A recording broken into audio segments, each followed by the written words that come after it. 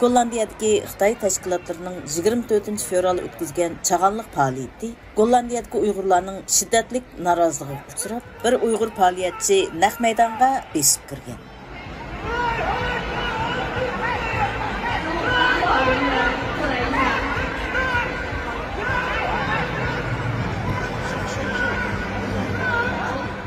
Ma'lum bo'lishicha, Gollandiyadagi Beijing-parast Xitoy ommaviy tashkilotlari 24 fevral Gollandiyada yashaydigan Xitoy fuqarolarini Xalqaro jinoiy ishlar sudi va Xalqaro adolat sud mahkamasi turishliq Gaga, ya'ni Danhaq shahrida chag'anliq tabriklash faoliyatiga uyushtirgan.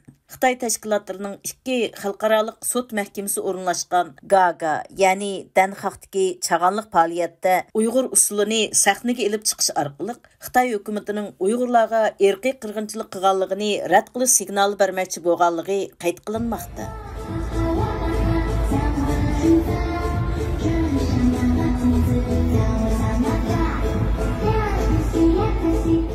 Ma'lum bo'lishicha, Danhaq shaharlik hukumat zalida o'tkazilgan chag'anliq faoliyatda naq maydonga kelib, sahnaga yugurib chiqqan Gollandiyada turishliq Uyg'ur faoliyatchi Abdurahmon Muhammad sahnada irqiy qirg'inchilik to'xtatilsin, Sharqiy Turkiston Xitoyning bir qismi emas degan shiorlarni to'lg'an. Abdurahmonning tuyuqsiz harakatidan patparaq bo'lib ketgan faoliyat tashkillovchilari taraf-tarafdan kelib Abdurahmonni sahnadan tushirib etgan, ham faoliyat zalidan sirtqa chiqarib etgan.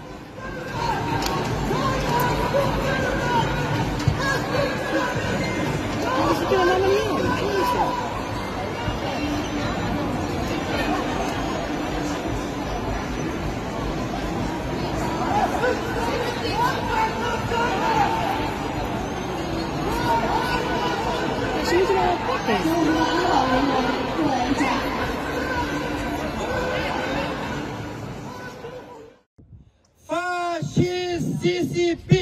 Faşist CCP! Faşist CCP!